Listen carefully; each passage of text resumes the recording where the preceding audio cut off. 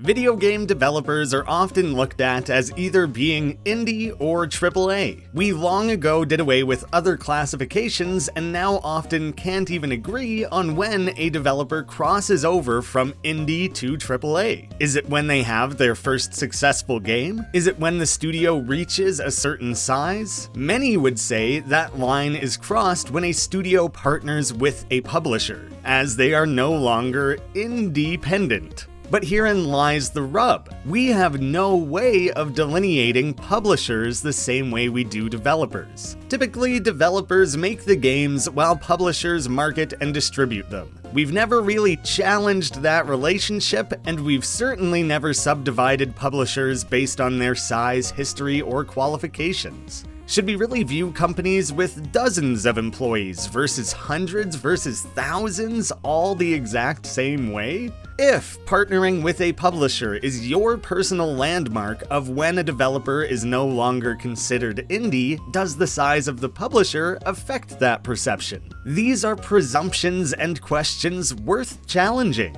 And I'm here today to answer, how small can an entity be and still be considered a publisher? My name is Graham, and I'm the founder, owner, and sole employee of Two Left Thumbs Publishing. A term that naturally emerged to define what I do is micro-publisher. I didn't even invent the term, it was just used to refer to me one day and almost instantly caught on. As the first micro-publisher, I hope to challenge the norms of the industry, redefining what a publisher is and what their role can be. I'm thrilled to see companies like Big Mode entering the game, and I hope they also adopt the micro-publishing label. There's nothing wrong with a little friendly competition, and with the money Dunkey and Leah are offering and the size of their audience, it's only going to be a win for game developers. If someone with an audience that size breathes the name of a game, it's gonna sell thousands of copies. If things go well, I may one day need to hire additional employees or otherwise expand the business. And depending how it builds, I may experience the same thing developers so often experience.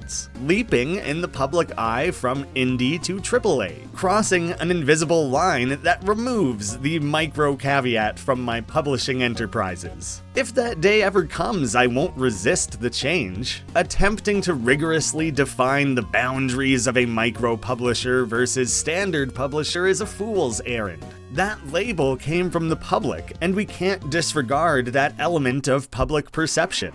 I plan to document this journey as much as possible, sharing tips and tricks along the way and hopefully carving out a clear path for others to follow. Ideally, that roadmap will allow others to join and fill this publishing niche. While I still plan to upload trailers and other game development updates on this channel, moving forward, this is also where I'll upload videos like this, giving you behind-the-scenes insight into my publishing efforts. For anyone outside of this industry bubble who still feels unclear about what publishers do or what they offer, allow me to give you a quick rundown. Publishers exist primarily to fund game projects. It's typically a given that they will market and distribute those games. Publishers with larger teams and more resources are able to offer playtesting, QA, console ports, localization, handling storefront logistics, offering their brands built-in hype or press outreach. I would never pretend that there isn't heaps of work there that encompasses many full-time jobs. Publishers absolutely have value, but what they're offering isn't always what developers need. On the other side of these deals, there are no hard rules on what developers must give up in exchange. But in many cases, you are selling the rights to the IP you created, including the ability to merchandise or create sequels and spin-offs without the publisher's express permission. And very likely, you will be required to again publish that second project with them. And in many instances, you're giving up a degree of creative control and final say in your game's design decisions. Granted, that's to the benefit of many game projects, but reiterating the point, it's not always what is needed or wanted. And of course, these deals come bound to revenue shares. Publishers are putting forward X dollars to fund a game.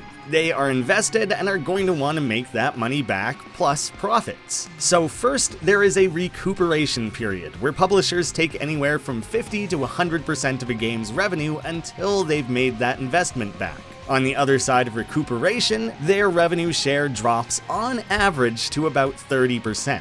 Several publishers out there will offer deals with lower revenue shares, but it's also become increasingly common for these deals to lock in no lower than a 50-50 revenue split. That may sound dramatic, but that's the trade-off of having a funding safety net to comfortably complete your game, knowing on the other side you will hopefully reach a much larger audience than you'd otherwise have done solo. It's worth noting publishers may also bring some negatives to the table, in that consumers now automatically expect AAA quality from a team whose size and resources potentially haven't changed all that much. That new expectation affects what players are willing to pay and their tolerance for bugs. Not to mention, I've seen negotiating and approving these contracts take well over 6 months. Not always, but it can be a long and grueling process, and can take lots of time away from development. The decision to work with a publisher often comes down to these basic considerations. Do you need funding to complete the game, and if so, how much? Do you want to navigate all ports and publishing portals yourself? Are you willing to give up 30+% of your profits on a game you strongly believe in?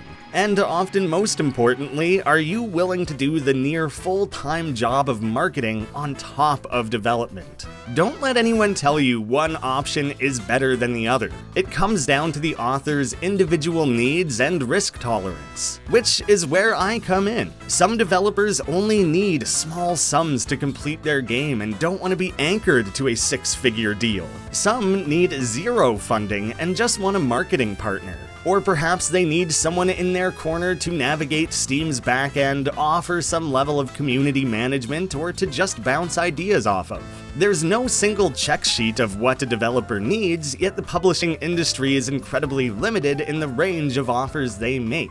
As a micro publisher, I have less resources, but I do have time, money, industry knowledge, and an existing audience. I can customize publishing contracts so the authors retain their IPs and merchandising rights. I prefer recuperation periods where we both stand to earn money on day one, so we're both incentivized to see the game succeed. My revenue shares are dramatically lower than the industry standard, and I have no shareholders or boards to report to, meaning I have no obligation or incentive to release an unfinished product. I make my living off YouTube, not publishing. I don't publish games to get rich, I publish games to raise enough capital to do the same for others. And so far, I've been able to scale that up fairly rapidly, rolling one success into the next and providing more of these opportunities. I don't have the resources to fund enormous projects from scratch. Hopefully someday. But what I can do is provide additional time for developers through funding and marketing efforts. Time that developers can now put into working on their game, building their communities, and positioning themselves to transition to full-time development. One of the hardest things about game development is finishing.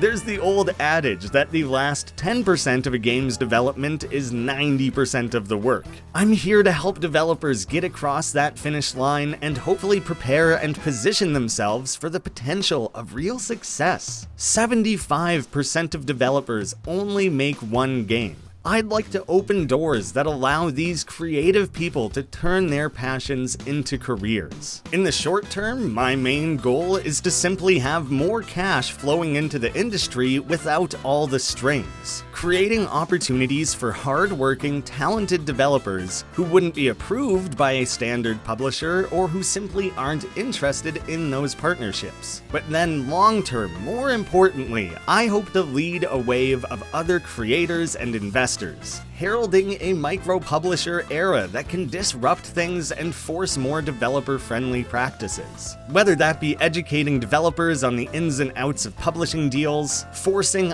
IP retention to become more common in the industry, or driving down the average revenue share agreement offered by any publisher, knowing they can't ask for 50% of a game's revenue when they now have to compete with us scrappy little guys. If this concept resonates with you, there are heaps of ways to show your support. Whether you just want to see trailers and updates for upcoming Two Left Thumbs games, or to learn more about what it means to be a micro-publisher, then all you need to do is subscribe to this channel. You're already here? It's easy to find, just gotta click that subscribe button. If you want to directly support the developers who have agreed to go on this journey with me, whose games I've been sharing footage of all throughout this video, then follow the Steam link to my full catalog of published games, and be sure to wishlist any that appeal to you. Wishlisting is one of the single most valuable things you can do to support an individual game. Following a publisher or developer on Steam will alert you anytime they release a new game. And Two Left Thumbs currently has at least 5 slated 2023 releases you won't want to miss. You can also hang out in the Two Left Thumbs Discord, follow me on Twitter or Reddit, or simply leave a like and comment on this video, possibly share it around, and introduce both consumers, developers, and potential publishers to this concept. I have big dreams for my role in the industry, and I have every confidence that with your help, we can make a difference. Thank you so much for watching, and I hope to see you again.